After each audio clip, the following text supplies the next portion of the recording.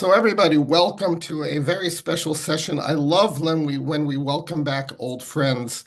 Back in 2020, Becky Harris from Catoctin Creek was one of our first interviewees. That was before we were doing samples. And we are thrilled to have Becky back here tonight, and we're thrilled to have all these samples. Before we get to that, though, just a few housekeeping items. First, yes, you do hear my voice. It's completely screwed up tonight because I was screaming too much at the television during the Eagles' victory on Sunday. So I apologize for how I sound. I'm drinking a hot toddy right now, and hopefully I will be able to last throughout the session. Second, on a much more somber note, for those of you who did not hear, Dave Sweet, who worked with both Eric Leader and Michael Bloom and who ran Barrel and Bottle Night, Dave Sweet passed away Hi. suddenly. What was it, about last week? About a week ago? Yeah. Yeah, a Uh, week ago today. a week ago today. This Dave, sucks. and Dave was actually, and he was a year younger than I am. And I just want us all to, raise a glass to somebody who was very special to this group. Not only did we interview Dave, not only did he do a special bottling actually with Catoctin Creek, he also allowed many of us to participate in Barrel and Bottle Night, pouring whiskeys for him, okay, which I thought was wonderful. And Eric, before we have our little drink, can you just say something about Dave, please? Yes. So yeah, it's interesting since this group through this group is actually how both actually Michael and I met Dave and had and then became partners in Whiskey and Barrel Night, and it's been quite an adventure being part of that.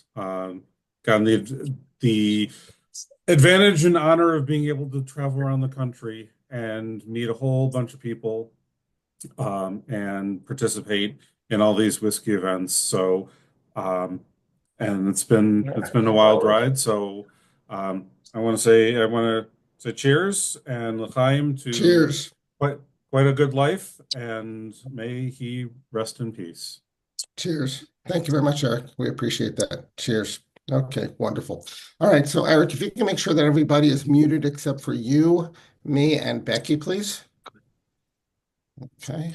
All Will right, that'd do. be great. All right, wonderful. So, Becky, this is a wonderful, wonderful. Oops. There I am. I'm back. Sorry, Eric muted me. All right, I'm back. Eric's always Sorry wanted about to mute that. me. Many people have wanted to mute me. Eric has all the power. And as we know, with great power comes great responsibility.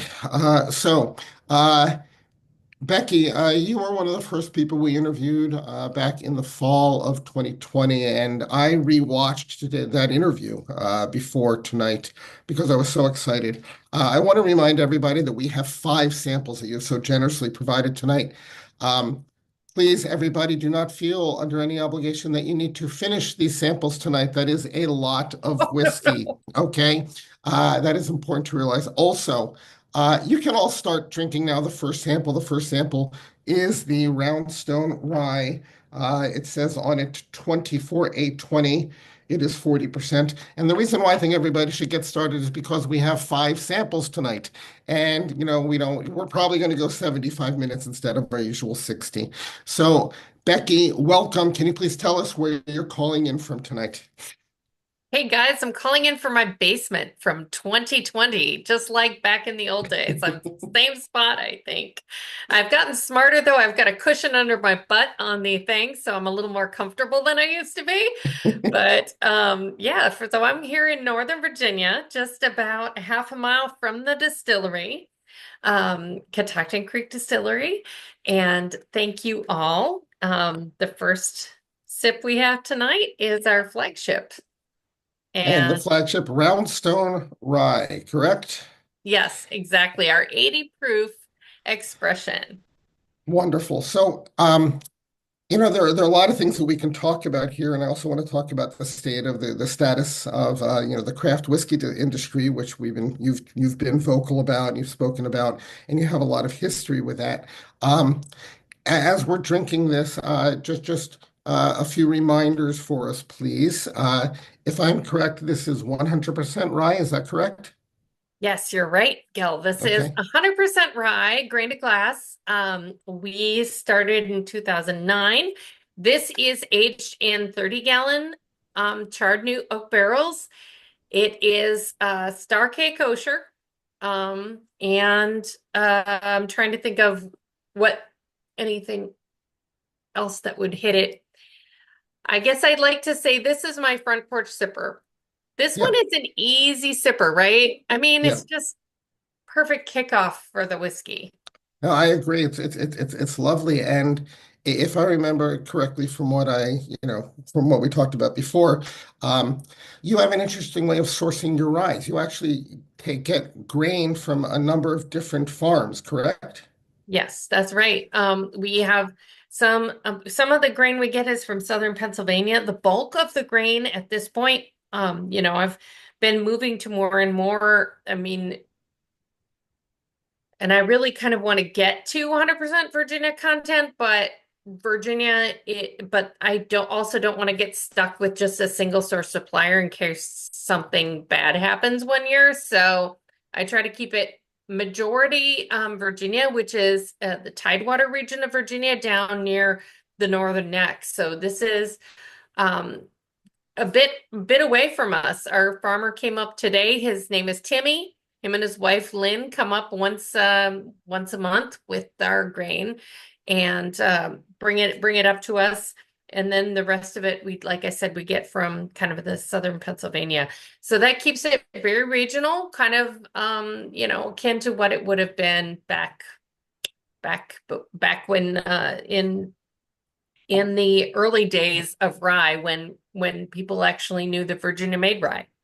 Right. Now, one thing that I found interesting about your expressions, and please correct me if I'm wrong, are all of these single barrels? So it's like because you're doing this when I see a Roundstone rye on the shelf at Binny's, okay, when I see the Roundstone rye, the 40% the 40, percent that we are drinking right now, they all have a barrel number on them, right? So they're all single barrel expressions.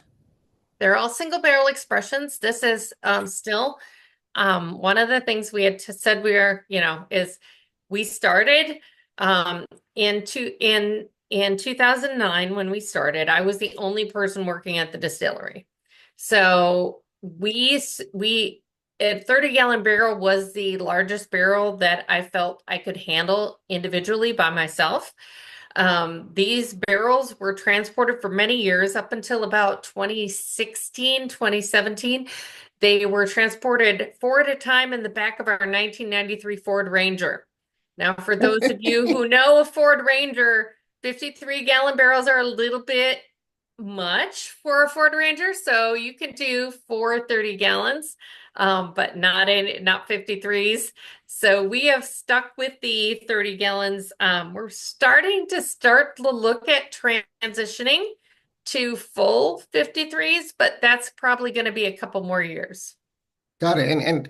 I love the term whiskey sponge. Do you guys have a whiskey sponge since you're rolling things off of that? The big sponge to catch the barrels?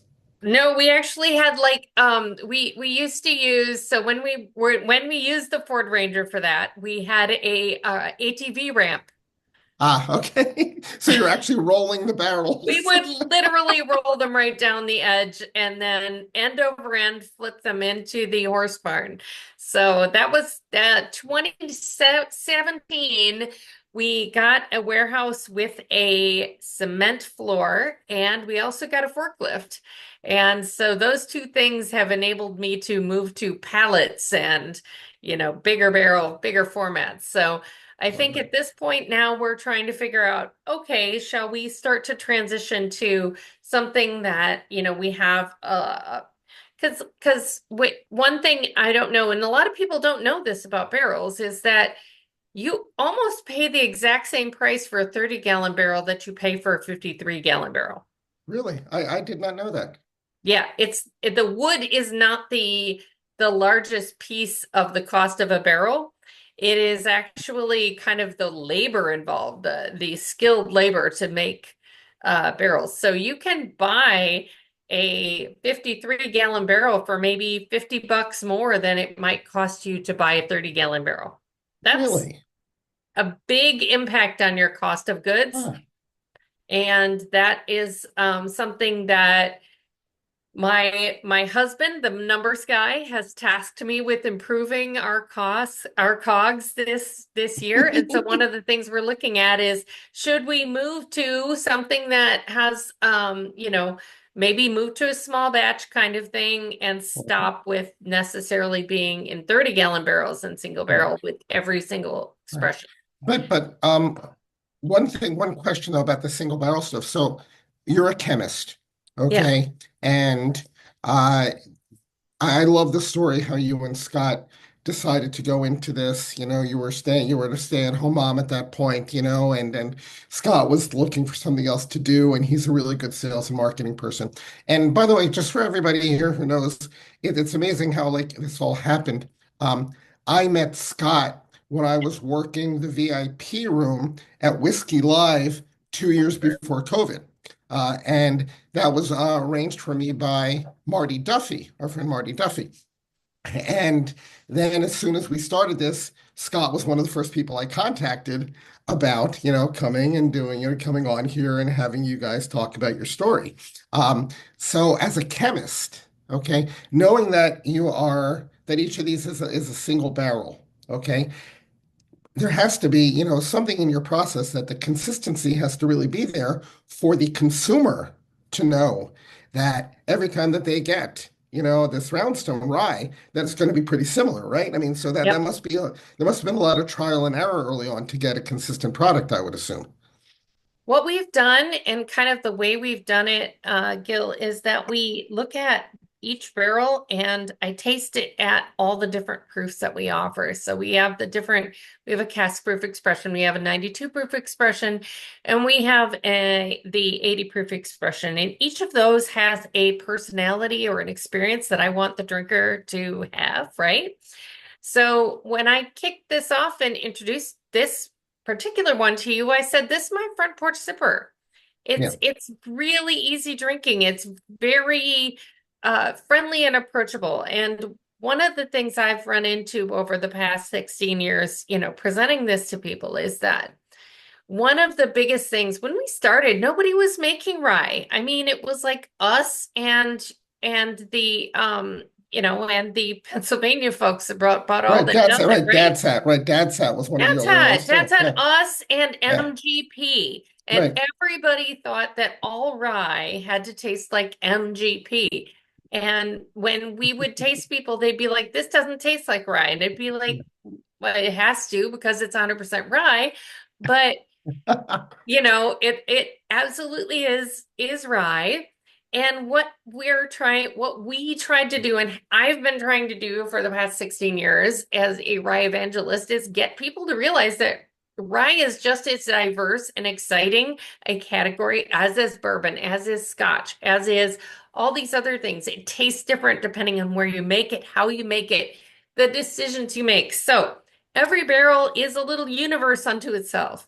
And what I do as the master distiller is go out, taste through the barrels, taste them at the different proofs, and find the barrels that give me the experience that I want the consumer to have with our 80 proof, which is super easy drinking, very accessible, the kind of thing that I can introduce when I have someone coming up to me at Whiskey and Barrel Night, for instance, and saying, "I don't even like rye." And I'm like, "This Right. one is the one It's for you." different. Right. This one's Yes, different. come in. The Right. water's fine. You too can jump in and enjoy this I and love that. Yeah. convert people, kind of blow their minds. No, rye doesn't have to blow your mouth with spice. Right. Rye can be fruity. Rye can be delicious and smooth and all those things they want.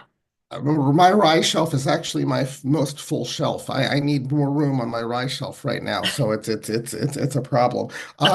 By the way, age, how old is this approximately? So 2 years, 30-gallon barrels. Okay, 2 years, 30 gallon barrels. Wonderful. Mhm. And we've had a question. How many people currently are working at the distillery?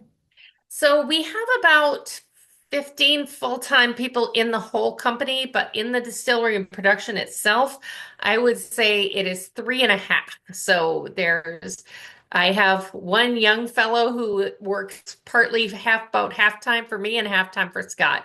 He's my bottling and general dog's body young guy. But there are three of us who do the production on full-time.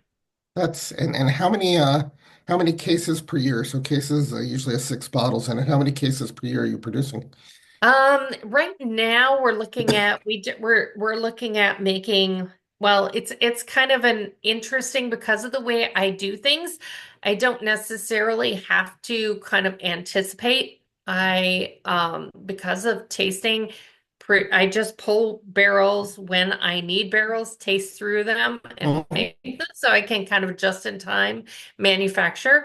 Last year I think we did about 10,000 six-pack, so 5,000 9-liter So equivalent. 3.5 people Yeah, making 10,000 6 packs. yeah, yeah.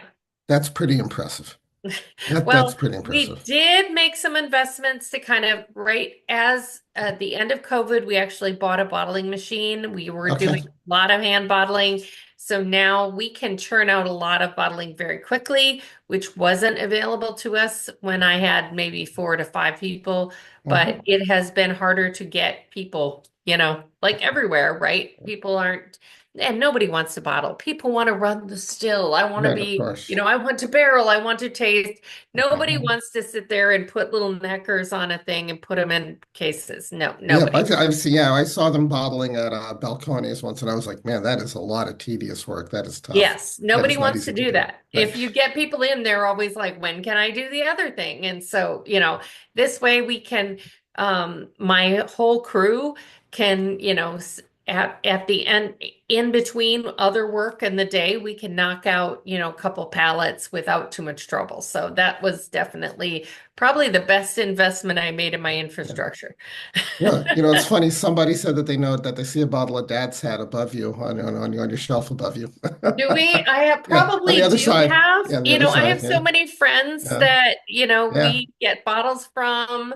And honestly, all I do is I only drink craft products. yeah, I just support yeah. my friends and the other people out there who are hustling like myself. So Right. Do you happen to know what the MSRP on this one is? this one I would say is in the 35 to 40 Okay. range, depending on the Perfect. state you're Wonderful. buying it in. Okay.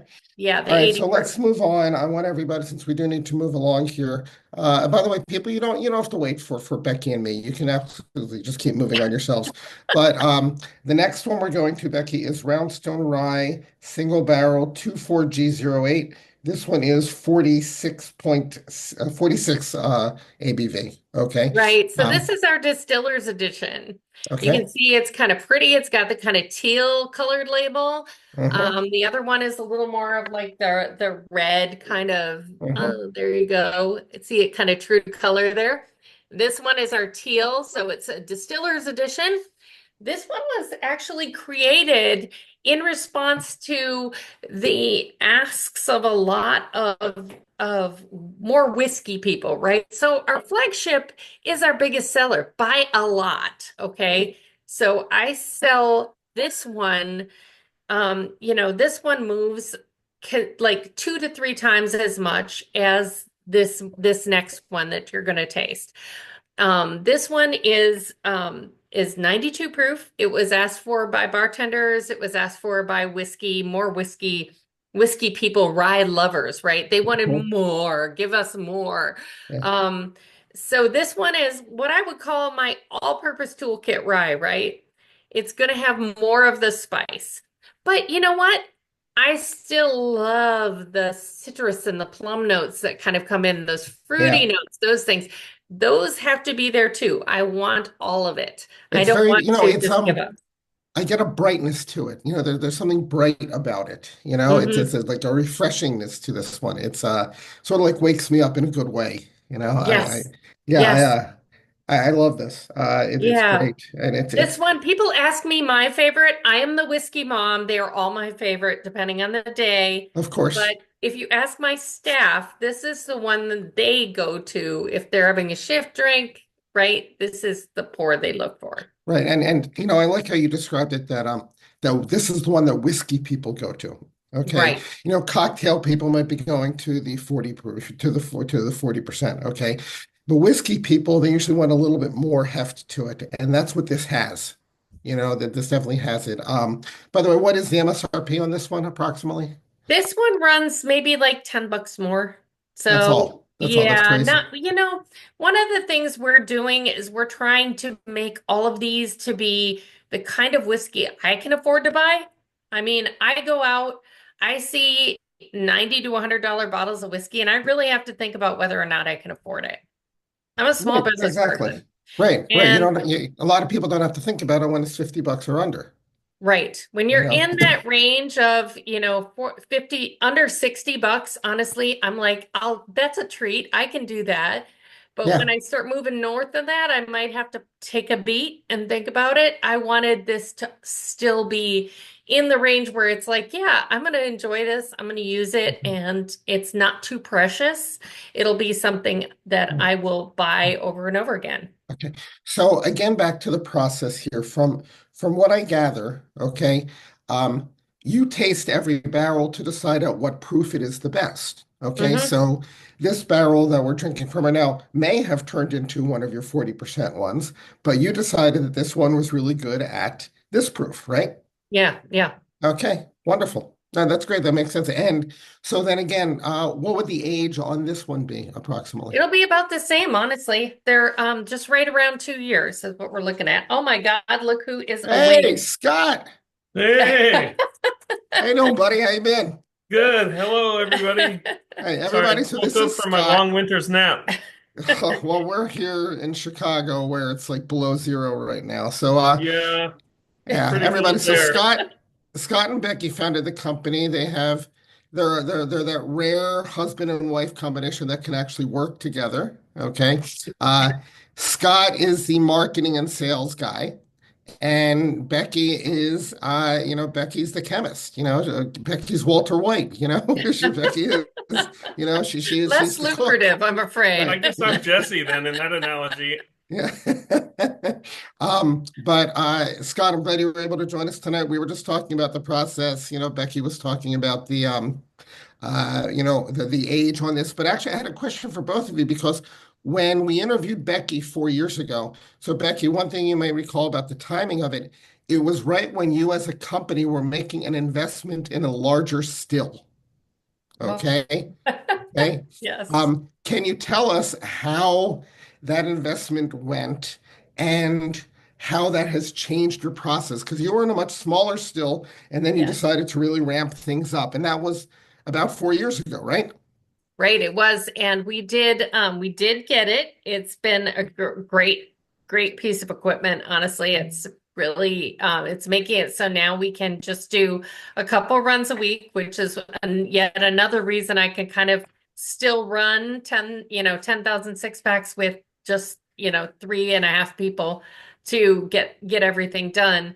It the you know the company we worked with was incredible. I mean, if y'all someday y'all be out here, come and see us. I'd love to show you just how they managed to fit that thing in this antique building with all this overhead structure. That they really did an amazing job of making it fit, making it work. It is just so It's easy to basically use. custom fit to the space. Our building is a 102-year-old building, and there's all kinds of rafters, old wooden rafters and things, and HVAC pipes and stuff like that. And they basically had to do a 3D model, and every little pipe and nook and cranny weaves in and out of these things.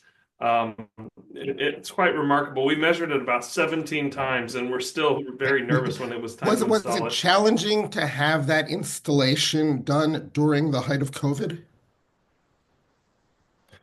I don't know that COVID actually caused that to be any big problem. I You think know, at that point it was when it came, it actually was, we were like post, on the downside, like so Okay. everybody had Oh, been it was after the vaccinated, people were vaccines. more, Good, because when we first spoke, we were still before the vaccine, so I didn't know the right? timing. Okay, Yeah. yeah, that definitely It didn't changes come things. till no, after yeah, I that. can't quite remember the timing, but the nerves that come with installing a new piece of equipment like that weren't exasperated. Exacerbated. Yes, that's great, officer. Exacerbated. Um, anyway, COVID didn't make it worse. Yeah. Okay, good, good. I'm glad to hear that. So that had, and did you keep your old still, or did you sell that? So we had two stills at the time. We had Barney, which was our little one, and it was only 100-gallon still. It was the starter. Did you call it Barney?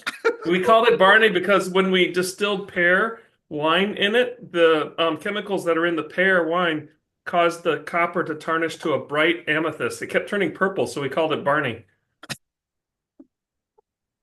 Yeah. So we sent him By the way, on to live in everybody, a nice farm. Yeah, Barney, we had to replace Barney, and so Barney got sent to a farm in West Virginia, and then Ron, which was named after Ron Swanson, was the big one at the time. That was a 300-gallon still, and so then not having a name for Ron, or for the next one, Ron was a 300-gallon still, and the next one was 600 gallons. So Becky started calling it D-Ron for double Ron.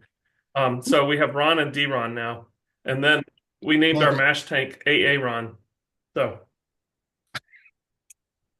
Yeah. So we have quite a Love few it. By the different. way, people are already moving on to the third. Yes, Okay. do. That's our To the cast third proof. right That now. one is Okay. this one.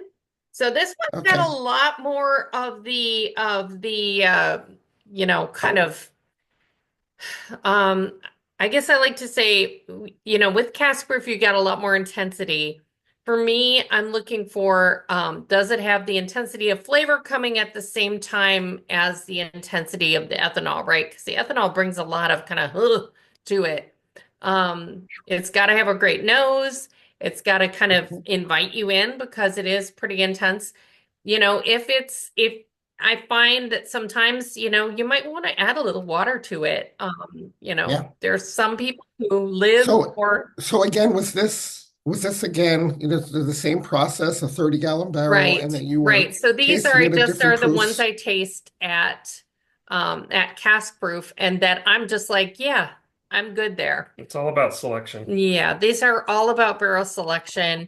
They do differ a little bit from barrel to barrel, but I'm looking for kind of does it give me that all those vibes that I'm looking for? Right. Intensity of flavor timed with intensity of ethanol, really great nose, kind of, but I tend to kind of want to add a little water, so I always Hmm. encourage people Well, if you and are people that in your business person. always tell us, people in your business always tell us that there's nothing right or wrong. It's however we want to do it. It all Your works. individual palate makes all the difference, right? This is my Right. palate choosing these. Right. Luckily, most of the time people agree with me, but not 100% of the time, No, so that's fine. that's, That's fine. And actually, one question I have, given that you're in Virginia, which we know has a lot of wine producers, okay, yep. have you ever used any of your local wine producers for barrels and finishing any of your rye? Yes, we have a couple that we've worked with on different projects. We have some brandy barrel finishes that we've done. We've got some malt whiskeys that we've worked with. This is actually one that you can find right now out. This is actually from is American malt whiskey. It is from a farm not far from us. It was aged for a year in charred new oak. Then it went into Virginia wine barrels, and then it went Wow. into some Virginia beer barrels. Okay. And Now, when you say American malt whiskey, is that malted barley? yeah, malted barley. So does that meet the It new would have criteria? been single malt, but we didn't call it one. Okay, that's fine. I have not yet seen any of your malt, like your single malt products, here in Chicago yet. Are they only in Virginia right now? They're really small because we don't make them full time. They're always just small expressions, and you can look on our website. You can get it shipped to you.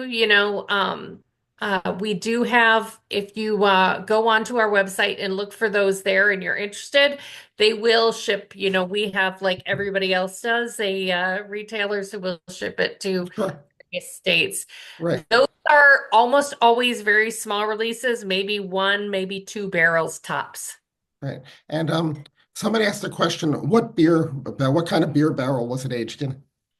This particular one, the Finch and Hawk was in oh gosh, I'm like trying to remember. I think it was a Belgian. It was a Okay. local brewery's Belgian ale. Got it. Okay. All right. So let's go back to our lineup here. Okay. Yep. Um, so by the way, a lot of people are enjoying the obviously the third one right now, the cask strength, okay, which is also a single barrel, right? It's a single 30 gallon barrel, okay.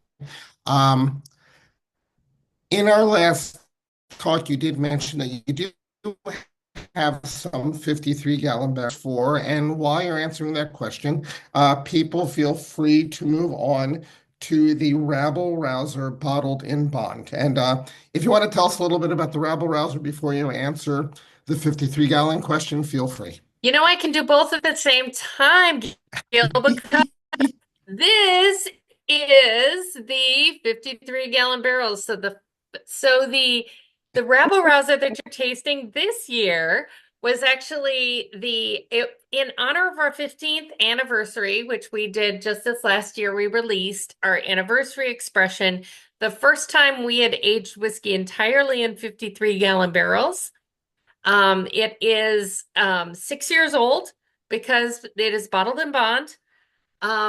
Originally, when we were doing this expression, we were doing it in 30-gallon barrels, but we'd lose more than 30% of the whiskey in 4 years in a 30-gallon. So I wanted this to have some more age on it to kind of feel harmonious with the others. So this is a 6-year expression. It was a blend of 9 different barrels to kind of like celebrate our anniversary. We wanted it to be kind of available, whereas most years we just have pretty small releases. They sell out almost instantly. So this one was one that we wanted to be able to get into a lot more markets, give more people a chance to taste it. So this one's, yeah, it is just like the others, 100% rye. What I do is I actually give it a little less of the reflux. So, for those of you who are familiar with kind of still construction, you've got pot stills, which are like the old ones that everybody sees where they don't have any, plates or anything. Then you have the Kentucky style beer stills, which are, these big columns with nothing but plates in them.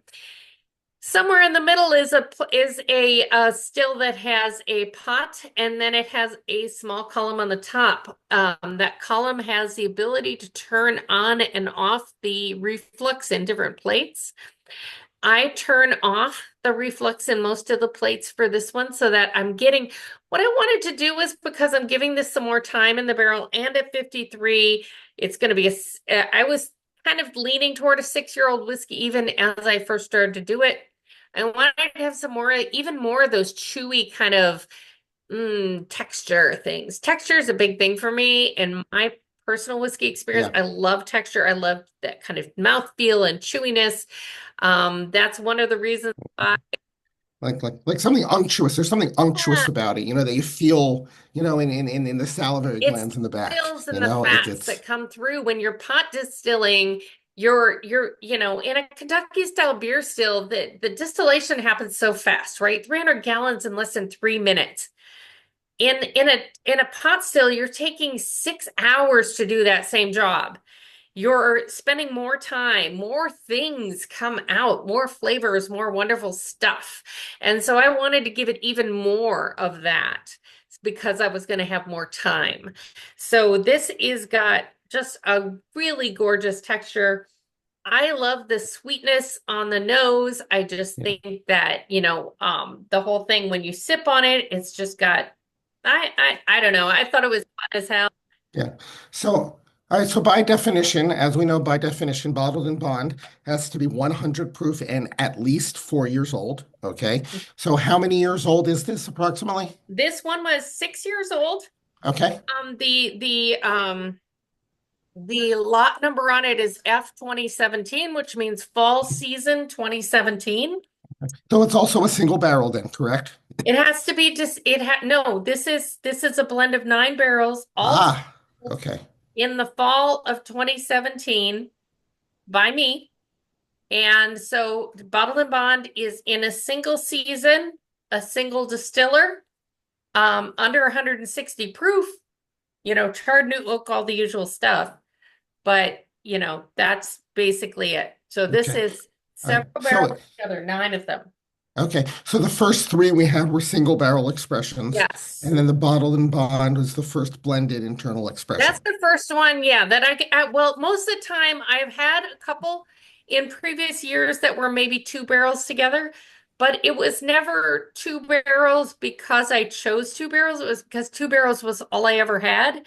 So this year I had like 17 barrels and I went through and I had the luxury of choice. I went, which barrels will make the blend? What will I do here? What process do I want to follow to make this something that's thoughtfully carried out with some, I want to create something from a bunch of other things. Didn't always have the luxury, right? Could only use Right. what I So after this basically 3.5 people who work at the distillery. Okay. Uh, Blending 53-gallon barrels is probably quite labor intensive, and you probably need some, muscle and stuff like that to get that done, especially to get it done correctly and properly. Uh, do you get any extra laborers in there to help you with this process at that time? doing redneck engineering on this for a long time. I have some, totes, some IBCs. I can pump things in, pump them in, pump them into there, mix them up, then put them back in IBCs to add water, do that stuff. I've pretty gotten it down. I don't have quite the high priced automation and stuff of some people, but we've got it to where we could do it pretty easily. That is wonderful. That's great. That's awesome. That's. I mean, you're really putting your education to work. It's incredible how that A is. little bit of education and a lot of kind of ingenuity I'm on the other sure. side. I'm thinking of like, what was it, Bernoulli's principle? I remember Bernoulli's principle from way back when. Yes. You're applying that. Yes. Before we go on to the hot honey, the annual loss due to angel share, okay, due to your climate and stuff like that. So where in Virginia are you located again? We're in right on the Blue Ridge. So the Appalachian Trail comes through Virginia, right near Harper's Ferry. We're about 20 minutes from Harper's Ferry, West Virginia. Okay. So Okay. we're in the foothills of the Blue Ridge. So Okay. So the climate there changes a lot from morning to night, yes. And definitely different times of the year. So what type of an angel share are you getting in terms of loss every year? Similar to what Kentucky would see. So it tends to be, about 10% the first year, 5% in additional years, not, usually in 53s. It's a little bit more it tends to be in a couple of years, I'll lose about 10, 15, 11 to 16% in 30s. It's over a 2-year period, but it's much slower in a 53, of course. Okay, great. All right. So this last one. Okay, how in the world did you come up with hot honey? Okay, for a rye. So please, this is where everybody, this one's going to be a treat. Enjoy. now for something completely different. So guys, here is where this kind of came out of, you talk about the barrel finishing projects, right? So we do them just like everybody else. Don't be afraid, Beth. I've got you. It says hot honey, but this is white people hot. This is a hot honey. Did you really say this is white people hot? It is white people hot. This is not a I dare you shot. I am too old for such foolishness. I wanted this to be something that is not going to give you indigestion. It is not going to cause you to sweat. The goal here, so this started out as a barrel finishing project. We had a local hot honey producer who took one of our barrels, aged hot honey in it, brought it back to us, and I put whiskey in it, going like, I don't know about this. I really don't. And we released it, and there was so much honey in it that I actually released it the same barrel like 3 times to 3 different groups because the honey was just so thick in the bottom of it. And everybody went insane. And we released it to our tasting room at 80 proof, and I had people asking me for it pretty much on a weekly basis. And so last in February 2023, my husband was saying, we're looking at what we wanted to do. And I said, maybe it's time to give the people what they want. They keep asking for this project, but what I didn't want it to do was be another barrel project. I wanted to have a little better control of the sweetness and the overall experience. So what I decided to do, and in on the label, you'll see that it is whiskey infused with the hot honey and the chilies. So what I wanted to do was create it to be first and foremost a whiskey. So this is an 80 proof whiskey. It is tastes like whiskey. I Yeah, didn't want it to be so sweet as to be, kind of entering fireball land.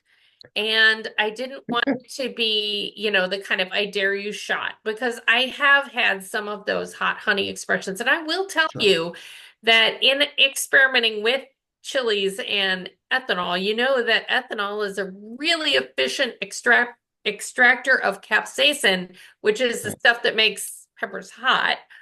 So you can make undrinkable whiskey super fast. It is so fast to make undrinkable whiskey. So what chilies are in here? Habanero. I mean, but obviously not that many because this is not too hot to drink. It's not too hot to drink. And the secret to that is that the chilies themselves actually aren't in the whiskey. They're in the honey. And then Okay. I infuse the honey into the whiskey. And I assume since you are interested in terroir, you're trying to use local honeys, I presume? So we have a honey, one of the honey producers locally is just right 2 minutes from our warehouse in Berryville, Virginia.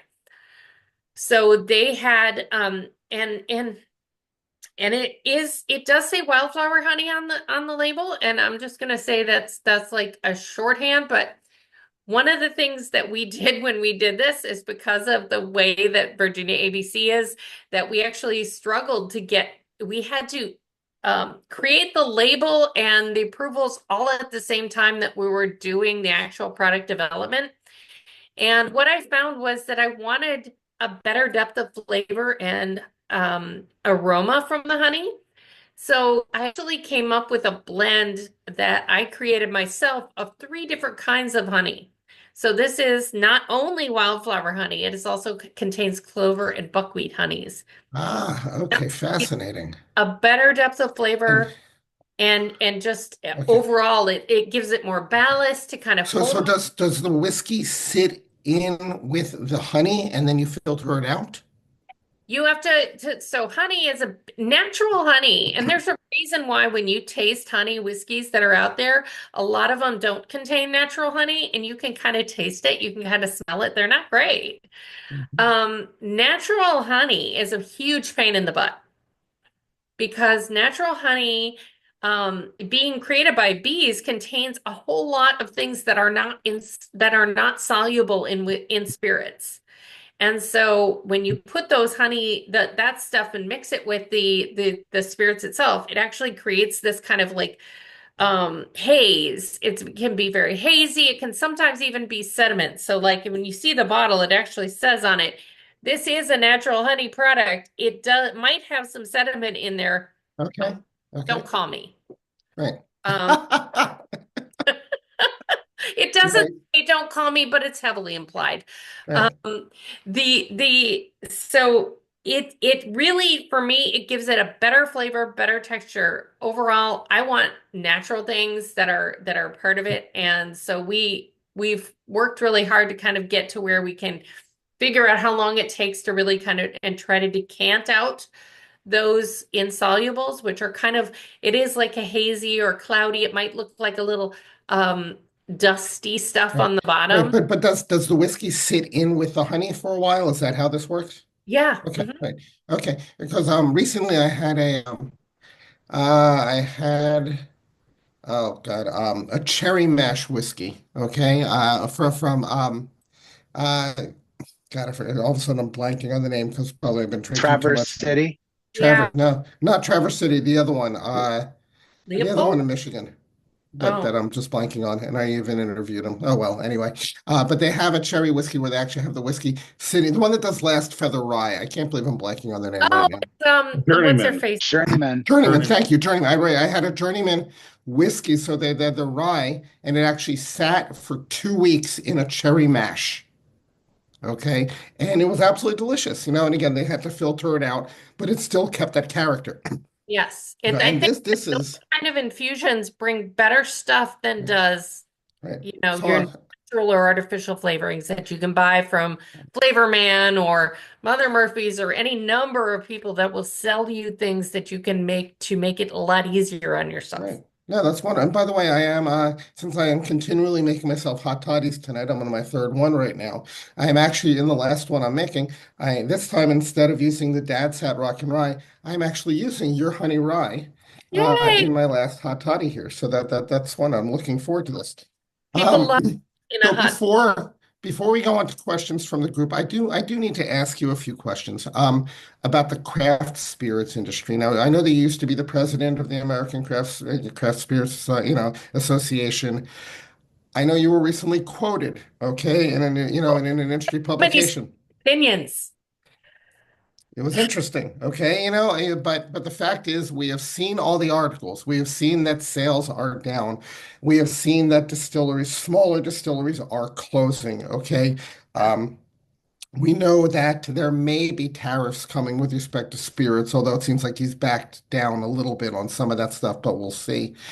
Can you tell us a little bit about from your perspective, the state of the American craft spirits industry at this time and how it's affected you and your business? It's not great. And I'm okay. I mean, as I say, hashtag blessed, right? I had kind of a nice flat 2024 was kind of flat for us. It wasn't our all-time high, but we worked 3 times as hard as we did before and kept a level playing field. Um, a lot of people are not as lucky as me, right? I've 16 years. We have an incredibly supportive local fan base in Virginia, Maryland, and the District of Columbia, as we were one of the first. And we have worked damned hard to keep our foothold and never to ignore our home market. But when you start looking at the landscape for small producers, when you start buying out of state distribution, it's shitty. It's really bad. And it is not because small producers aren't doing great stuff. It's because the industry validation at every level, every level. So let's be real here. The largest producers in the United States did not look at Anheuser-Busch over the past 20 years, get its lunch eaten by by 10,000 tiny craft breweries and say, oh, you know what? We're going to do that same thing. No. When we remember in 2009 when we were at at a meeting and Discus people were there and we were having conversations with the distillers at any of the big brands, any of them, all of them. And they were saying, you guys are so lucky to be able to do all this stuff. We're given I mean, I'm sure you've all heard it, pardon my language, but when you take over as the master distiller of Jack Daniels, they tell you don't fuck it up. Right. Right. Right. It's not do something crazy and cool, just don't fuck it up. Well, obviously, management said, we see, all these small distilleries coming in and they're doing all this other stuff. We're going to do it too. And it's Right. not necessarily because of a desire for creativity. It's because instead of having one Basil Hayden's on a shelf, you now have six Basil Hayden's on a shelf. Right. Instead of having one Templeton rye, you have six Templeton ryes. Instead of Right. having one or two Jack Daniels, you now have Or Jim Beam. Right. Jim Beam. Also, so Beam, many more every expressions with single Beam. one of them, right? Boom, boom, Yeah. boom, boom, boom. Spread out. It's like the Cola Wars. And when you come to that, then you have the other piece of that same pie, which is wholesalers. Right. Now, I have amazing wholesalers that I've worked with who are wonderful and we work hard and they work hard for my brand and we do great stuff together. I have also been with the largest wholesalers in the country and some of them suck really, really, really bad. You know, they want 33% of the price of your bottle and they don't do anything. They won't even deliver. As a matter of fact, they're more likely to undercut you than they are to deliver your product.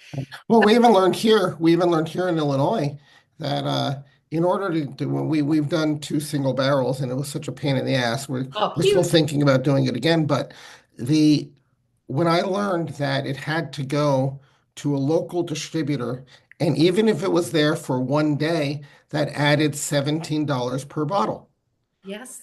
for doing Didn't do anything. nothing, for doing nothing. Okay? Nothing. Not Nothing. a thing. Right. It's they It's sold it. crazy. They didn't do nothing. Yeah. Yeah. Yeah. So So so the so small producer then is having issues, is what you're saying with they're competing. basically getting cut out. They don't Yeah. even want you anymore. And they don't want you. They will cut you out. They're basically going to their book and saying, we're keeping the top 25 brands, all the rest of you can go. Right. Problem, though, is that then you have no longer have access to a state, right? Some Right. states they like to say that, oh, there are many, many, many distributors, you can find them. I've been with every size distributor, from the multi-billion dollar distributors with a four-letter, initials, all the way down to, a small mom and pop shop that mostly did wine and does some spirits too. And, yeah, maybe the small mom and pop shop can do some things, but the bad side is that a lot of places, bars and restaurants or retailers don't even want to deal with mom and pop shop because they're getting all the Tito's, all the Jim Beam, and all the Fireball they Yeah. need from big four-letter distributors. Right, And and then they're sort of they're held captive. they're held captive. A friend of mine in my industry was doing an event at a private club, and they wanted to bring in Marty Duffy as a speaker. I hooked them up with Marty Duffy, okay, as a speaker, Marty. and they wouldn't let him come in with his own whiskeys that he wanted to bring in because it had to be whiskeys that their bar carried, because that was part of their contract with their distributor, that any events had to be their own stuff. And Yeah, most of the time, ridiculous. and there's two sides to it, right? Because the wholesalers like to say both the retailers and the suppliers always say, "Oh, the wholesalers are holding our hands in cuffs." But when you talk to wholesalers on the other side, one of the other things they say is that if you're working with a really large brand, one of the major whiskey brands, right? You don't have choice. If you're working with one of the major whiskey suppliers, you don't have any choice in any of the matters. They give you your marching orders every week of the month. You don't get Okay. to choose. If they Right. have a new expression, you can't say, we have too many expressions of whatever brand A is. We think we'd be better off if we just stick with three or four. No, you've got to take and you have to move to a Right, level what they have. that satisfies them. Well, I have to tell you that Eric and I, one thing that he and I have really focused on since we started this stuff right after COVID is there's been a heavy emphasis on smaller craft distilleries. Okay. And a lot of that has to do with our relationship with Brett Pantani, who is obviously a Yep. big fan. I got He to tell you that has always that done good things. that craft spirits event that they have in the fall is one of my favorite events. It's like it's not just whiskeys, it's a great event, small companies, mom and pop stuff. Yep. It's really lovely. But what I want to do right now, since we're almost at 8 o'clock right now, I want to open it up for questions, okay? Because we have several questions from the crowd. People have been sending me messages here. Um, Everybody know how to do this. You have to raise your hand. Okay, you know how to do that. So everybody, please start raising your hand. If you don't start raising your hands, I'm going to start picking on people whom I know have questions, and you know who you are, of course. Um, Eric, what questions do you have for Becky? Um, well, to start off with more of the geeky question, Eric, can you you're speak up, talking about, please? Eric, can you speak up? okay, I can barely hear you. can you hear me now? Yes, we can. Thank you. Okay. Um, so you briefly brought up with the Rebel Rouser that you have a slightly different distillation process with the reflux. Do you have any, are the rest of your whiskeys the same process, or do each of them have a different process to get where you want to go for each of your expressions or releases?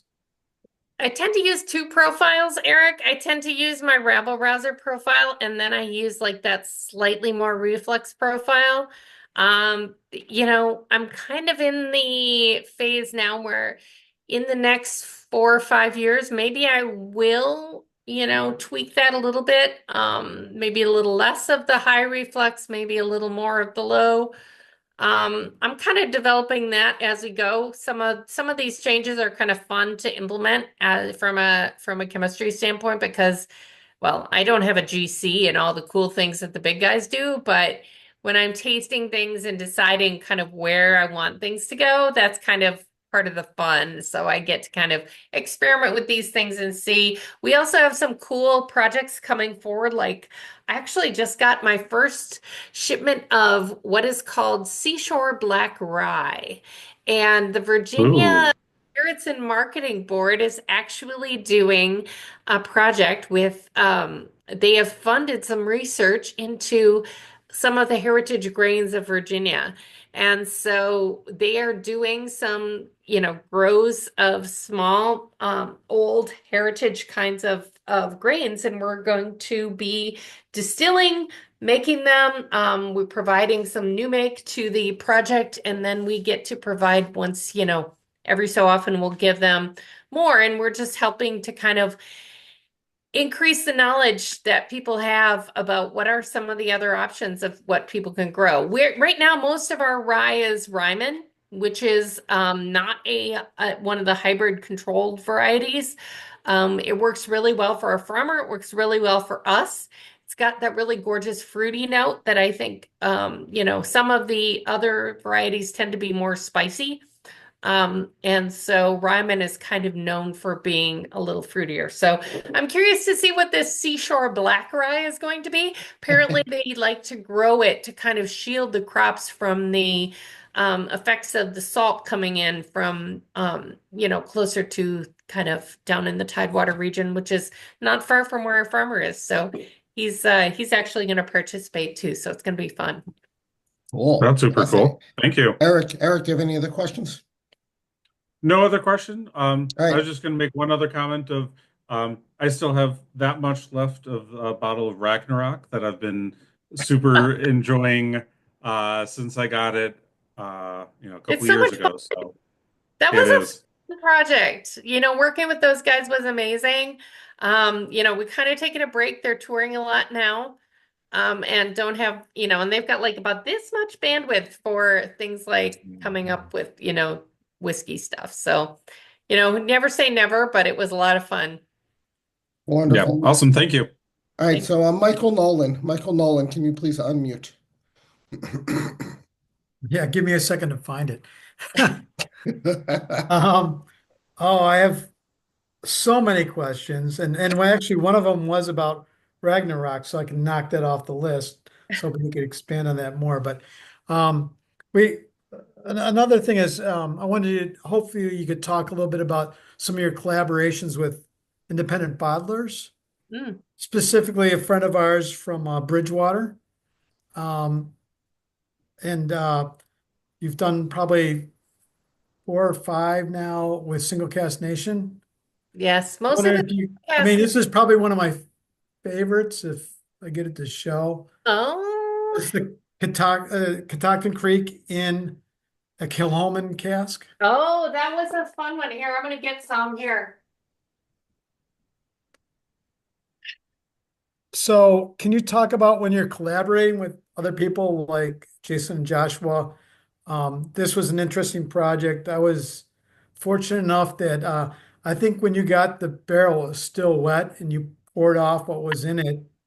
And he had Yeah, this, I actually got some of that stuff too. it was pretty intense because he poured a little bit for me. It was like, yeah, black as motor oil and very, very intense, as I Yeah, recall. it's almost like a blasé, if you will. It was like not alcoholic so much as watery, and yeah, and like if you add a little to new make, it kind of went, turned it into whiskey-like looking stuff. So that was actually pretty cool. That was the dregs. We still have it here in our home bar. Um, and yeah, yeah, so the Coleman cask was one we had. This was the first one we did with the guys. I think this is like one of the last bottles in existence of this particular one. This one was the one that was like, they were like, this one was when we were in our old warehouse. It was like 105 in there all the time, all summer long. It was like 105.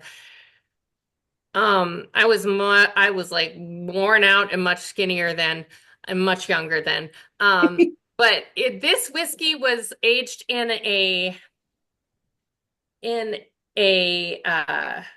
white wine cask for 2 years. It was briefly in a Chardonnay oak, but then it was in a white wine cask. And they took it all over the place because they loved it so much. And they took it to Scotland, and people would be like, they'd be like, how old do you think it is? And these people would be like, I don't know, it tastes 15. And they'd be like, it's 2. And so we did that one with them, and it was, yeah, it is delicious. It still is delicious. And then we had this one was the same, similar one, but it was 3.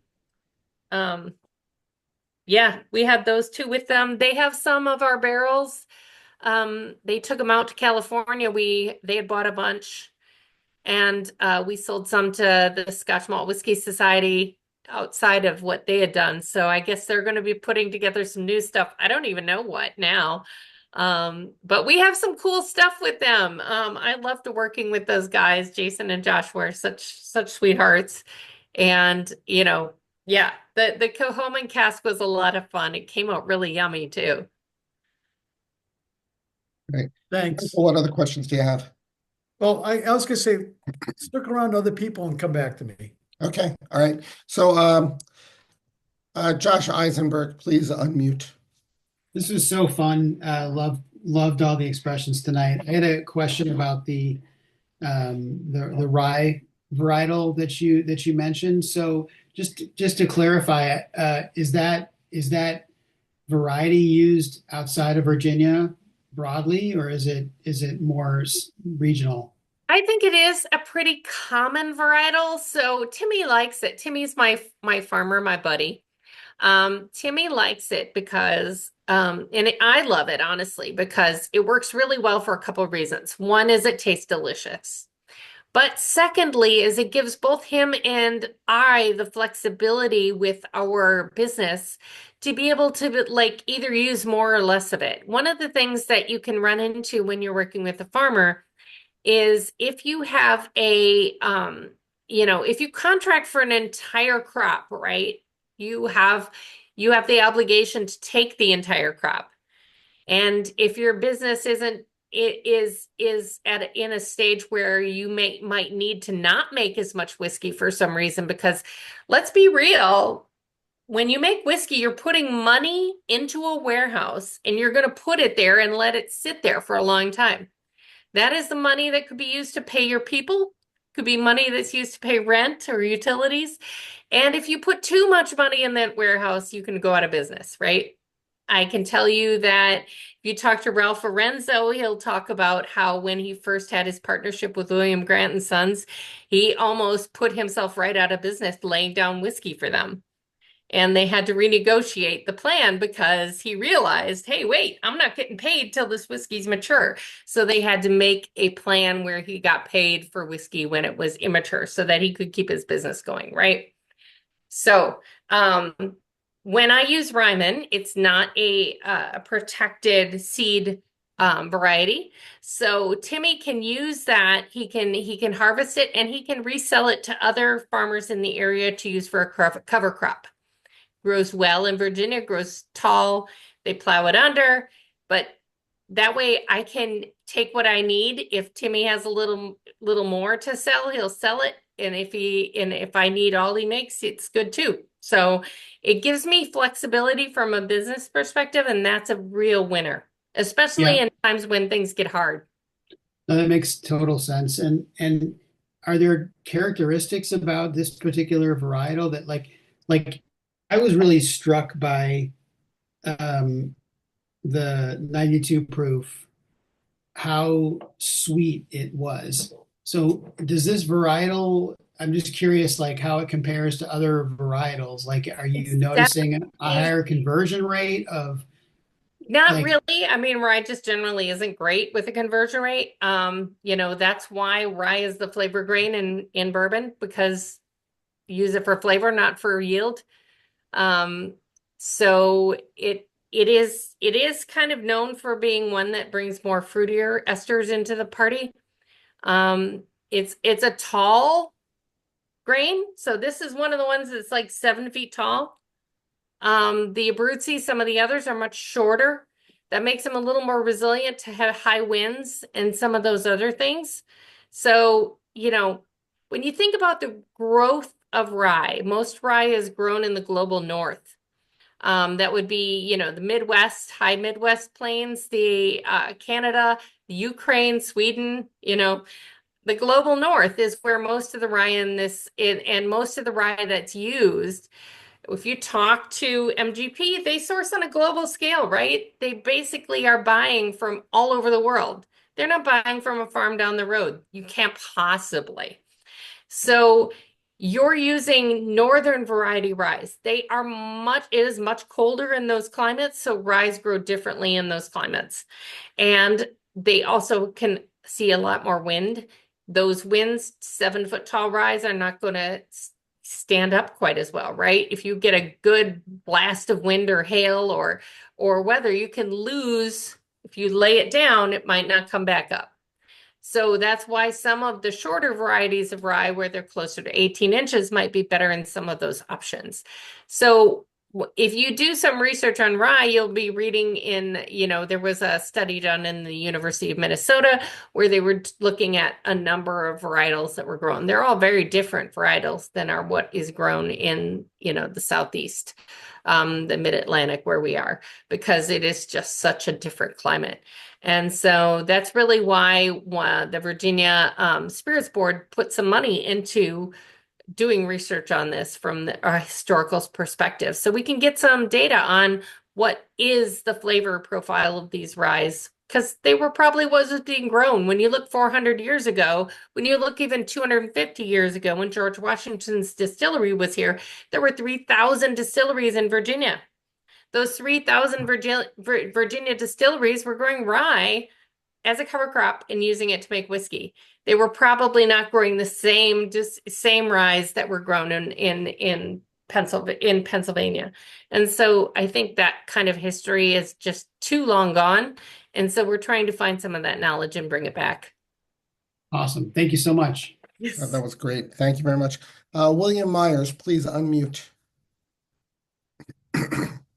Awesome, thanks. I was actually just in Virginia the weekend before Christmas with my mom and my brother. I went to college in Williamsburg, so they said, "Hey, we're going to Williamsburg. You want to come with?" And I said, "Hey, cheese shop and Fat Canary. Yes, I'm there." My friends Um, there. it was awesome. Went for the grand illumination and fireworks, and yeah, I would have gone just to eat at the cheese shop and Fat Canary. So Awesome. Well, I know Copper Fox down there. Rick makes some good whiskeys, some fun things. So maybe if you made it down there, that would definitely be worth it. I haven't made it there yet, but I mean to. Oh, it's Williamsburg. It's gorgeous. Plus, going to College of William and Mary and all the colonial stuff is just amazing. So I loved it. So it's great to do that. I'm most intrigued by, I was looking at your website, the cask proof the hickory, Oh, because I don't know how many years ago, my brother drugged me to Nashville. I think primarily because he wanted me to get him and his business colleague a tour at Nelson's Greenbrier. But what I didn't realize till the next day when I was bored is that on the backside is Corsair, yep. and that they make all kinds of crazy things, including things with hickory, and they have some cast strength things that they do. And I even had to tell the assistant to store at the time, who's now their distiller, the woman. I said, "Hey, full disclosure," I said, I'm more Scotch than bourbon. I'm not, And she's like, "Oh, this is all like single malt and whatever." I said, "Oh," and she sticks her hand with a Glencairn in a giant tote and brings it out. And as I'm drinking it, she's like, "That's like cast strength." I said, "I know, thank you." It was like 140 proof. It was so delicious. I was having a really crap day, and I just stumbled back, and I'd gone to Antique Art Gallery. It was amazing. But yeah, so my I was intrigued by that. And it was hickory syrup Yeah, barrel. we have a local hickory, a local couple. They have a place called Falling Bark Farm. And what they do is they work with the shagbark hickory. And apparently the shagbark hickory tree literally like sheds its bark. They collect the bark and they have a proprietary process by which they toast it and infuse it into sucrose syrup. It makes a syrup, kind of like a maple syrup. It looks like maple syrup, but it's sweet in a different way. It has a little bit of some of maybe a little woody, smoky quality to it. It's hard to describe, but they barrel age some of their hickory syrup in our whiskey barrels, and then we swap them out. So they so we then keep those barrels and fill them with whiskey and then release it. Usually we release it in June. So if you're interested in getting some, check out the website or sign up for our email newsletter because Already did. yep, because then they'll tell you when it's coming out and you can place orders, online. The blessing of online is that these smaller things are available that way. I would love to Beautiful. get a 2-pack with some of the syrup, a It's bottle of the syrup and a bottle it's of the whiskey. yeah, it's pretty good. Awesome. Awesome. Thank you, Thanks. Bill. Thank you, Yep. Bill. Jonathan Markowitz, please unmute.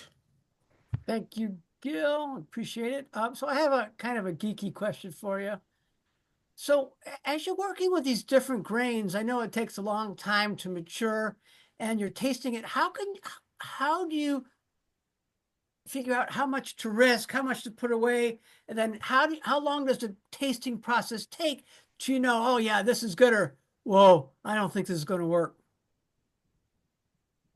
Oh, I wish I had a really good answer for you. Something that was like, yeah, I got this big plan. No, hell, sometimes I'm just like holding on by my fingernails as we try to make it through another year. That's what January has felt like this year. Um, so what I try to do is I have a separate spreadsheet of like cool other things, if you will, that I'm messing with. And I try to then like look at you know, what's the size of the barrel? What am I putting in there? At what point do I want to look at it? Like at the end of the year, I kind of like look at, okay, what's my release year look like? What kinds of things are coming up to where it's worth tasting them, right? Because I'm not going to spend a lot of time tasting things that might only have been in the barrel for a couple months. I'm going to give them some time and then go visit them. So it really depends on kind of what it is. I also have to look at um, just kind of a landscape. One of the things that has changed hugely in the past couple of years is the appetite for releases, right? Your distributors don't want, even your best distributors don't want too many things because then they can't necessarily move them out. So that has changed. It is changing. And so some of the things we have to look at from a business perspective are there people who are interested in getting special releases, and are there different ways to connect with them using some of these mechanisms? I know, we're working with a group that is started working with places like Westward. How do you do if people want these cool things and your distributors don't, okay, how do you create a way for people to get in touch with them and to kind of try cool things? So, clubs are ways that we're trying to do it. So it's really changing all the time. And that's one of the things as a craft producer in a small business. I just have to be super flexible. And so sometimes, you try something and like for instance, the Finch and Hawk, which got waved in the thing earlier, but that one took a long time to get to be ready to mature. The landowner, the woman who provided us with the barley, had wanted it after like a year, but she only wanted, half of it. And I said, it's not ready. And she was like, oh, well, when's it going to be ready? And I said, well, I don't know when it's going to be ready. I'm going to have to try something, because it wasn't tasting good. So I really have to, in some ways, let whiskey lead the way. I try to visit it regularly to see where it's at, but sometimes in 6 months it can turn from, boy, I don't like that, to wow, this is really amazing. So I just try to kind of tag in with it kind of regularly and see where it hits. And then, if it's so good that everybody's dying, then I'll try to bottle it and just set it aside and wait for a time to release it, just to try to kind of catch that lightning in a bottle. But sometimes, sometimes it just takes a while to get out of the weeds, and then you're kind of in a really nice place for a while. So it's not like usually you've got a little time. And Well, I mean, it's both an art and a science. It's not just science. yeah, it's a little both. And then there's that damn business part of it. Right. Right, and that unfortunately sometimes dictates decisions. No, no, that was a great answer. So we have one more question, and I just want to remind everybody after this question, we're going to wrap it up, and then we are going to adjourn to an after session. Terry Dinterman, can you please unmute? Hi, Becky. Just first, really have enjoyed the expressions. I'm not a big rye guy, but this has been really delicious lineup tonight, so I appreciate that. I grew up in just outside of Frederick, Maryland, and I Now, still have a lot of family there. So I go back 2 or 3 times a year, and we'll definitely make a point to get over to the distillery. Do you have any suggestions, recommendations for when's the best time of year, or if I show up, what to do to help sort of maximize my experience at the distillery? so yeah, absolutely. We are open year round. And I'm gonna put in the chat, which is why I'm sounding a little weird, my email. You can reach out to me if you come. And if I'm in town, I'll pop over. I only live about a half a mile from the distillery, God help me. So, if I'm in town and I can come by and say hi and show you guys around, I would definitely do that.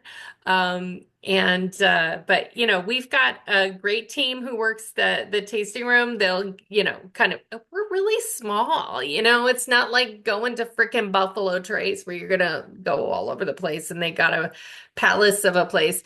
We have what is a converted Buick dealership on Main Street.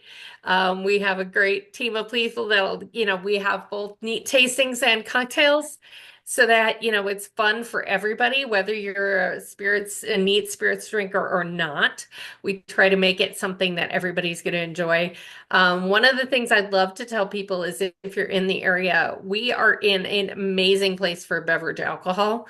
I have my team knows we all know each other. There's Wheatland Spring, which is a estate brewery fantastic beers they make. Some wineries that are really incredible. Virginia wine is not just sweet wine for the day trippers.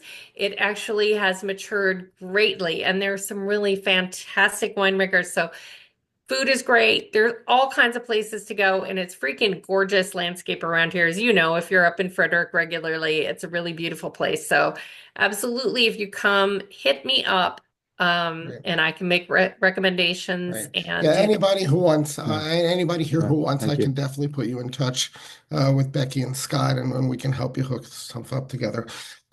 Wonderful. Thank you, Terry, for that question, and thank you, Becky. So, just to wrap it up here and remind everybody that after we turn off the recording, anybody who wants to stay around for an after party, and Becky, you're definitely welcome for that. But before we do that, I would like everybody who is so inclined to pour yourself another dram. I'd like everybody to unmute yourselves. I am actually going back to the bottled in bond. I love this stuff. It is incredible. It is great. I would like everybody, please unmute yourselves and please join me in saying thank you and cheers to our special guest, Becky Harris of Catoctin Creek. Thank you. Yes. Here, Thank here. you. Thank you. Awesome. Cheers. Cheers. Cheers. I am. Becky, do you have any Cheers. final words before we turn off the recording? I had so much fun. It was so much fun to come back and see you all again, to have the conversations.